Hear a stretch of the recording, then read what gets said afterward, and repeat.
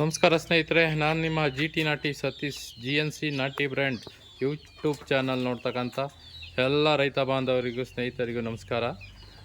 ಈ ನಾಟಿ ಕೋಳಿಗಳಿಗೆ ಪರಂಗಿ ಹಣ್ಣನ್ನು ನೀಡೋದ್ರಿಂದ ಏನು ಉಪಯೋಗ? ನಾಟಿ ಕೋಳಿಗಳಿಗೆ ಪರಂಗಿ ಹಣ್ಣು ಕೊಡೋದ್ರಿಂದ ಈ ಜಂತು ಹುಳಗಳು ಏನಿದೆಯೋ ಅದು ಕಡಿಮೆ ಆಗ್ತದೆ. ಕೋಳಿಗಳಲ್ಲಿರ್ತಕ್ಕಂಥ ಜಂತು ಹುಳಗಳು ನಾಶ ಆಗಿ ಕೋಳಿ ಹೆಚ್ಚಿನ ಮೇವನ್ನು ತಿನ್ನಲು ಸಹಕಾರಿಯಾಗ್ತದೆ. ಮತ್ತು ಇದು ಮೇವಿನ ಒಂದು ಸಮಸ್ಯೆಯನ್ನು ನೀಗಿಸ್ತದೆ. ಅಂದರೆ ನಾವು ಮೇವುಗಳನ್ನು ತಗೋಬೇಕು, ಅಳ್ಜಾವಳ ಮತ್ತು ಇನ್ನಿತರ ಭತ್ತ ರಾಗಿ ತಗೋಬೇಕಂದ್ರೆ 30-35 ರೂಪಾಯಿ ಕಾಸ್ಟ್ ಮಾಡಬೇಕು.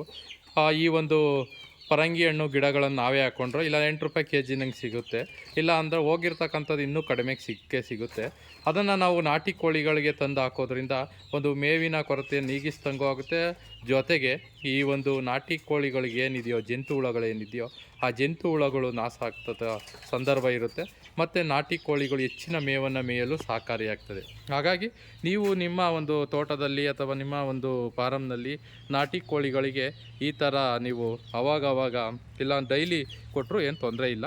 ಅಟ್ಲೀಸ್ಟ್ ವಾರಕ್ಕೆ 3 ದಿನನಾದರೂ 2-3 ದಿನನಾದರೂ ನಾಟಿ ಕೋಳಿಗಳಿಗೆ ಈ ಒಂದು ಪರಂಗಿ ಹಣ್ಣನ್ನು ಹೊರದಾಕೋದ್ರಿಂದ ನಾಟಿ ಕೋಳಿಗಳಿಗೆ ಒಂದು ಮೇವು ಹೊಟ್ಟೆ ತುಂಬಿದ ನಂತರದಲ್ಲೂ ಕೂಡ ಅವುಗಳಿರ್ತಕ್ಕಂಥ ರೋಗ ಏನಾದರೂ ಇದ್ದರೂ ಕೂಡ ಕಡಿಮೆ ಆಗ್ತಕ್ಕಂಥದ್ದು ಸಾಧ್ಯತೆಯೂ ಇರುತ್ತೆ. ಹಾಗಾಗಿ ನೀವು ಈ ಥರ ತೋಟದಲ್ಲಿ ಬಿಟ್ಟು ನಾಟಿ ಕೋಳಿಗಳನ್ನು ಸಾಕಾಣಿಕೆ ಮಾಡ್ತಾಯಿದ್ರೆ, ಫ್ರೀ ರೇಂಜ್ನಲ್ಲಿ ನಾಟಿ ಕೋಳಿಗಳನ್ನು ಸಾಕಾಣಿಕೆ ಮಾಡೋದಾದರೆ ಈ ಮೇವುಗಳ ನಿರ್ವಹಣೆಯಲ್ಲಿ ಈ ಪರಂಗಿ ಹಣ್ಣು ಕೂಡ ಒಂದು ಅತ್ಯಂತ ಉಪಯುಕ್ತವಾಗಿರುತ್ತೆ.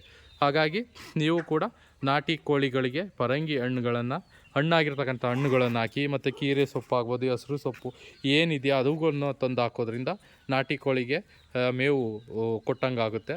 ನೀವು ಈ ಥರದಲ್ಲಿ ಸಾಕಾಣಿಕೆಯನ್ನು ಮಾಡಿ.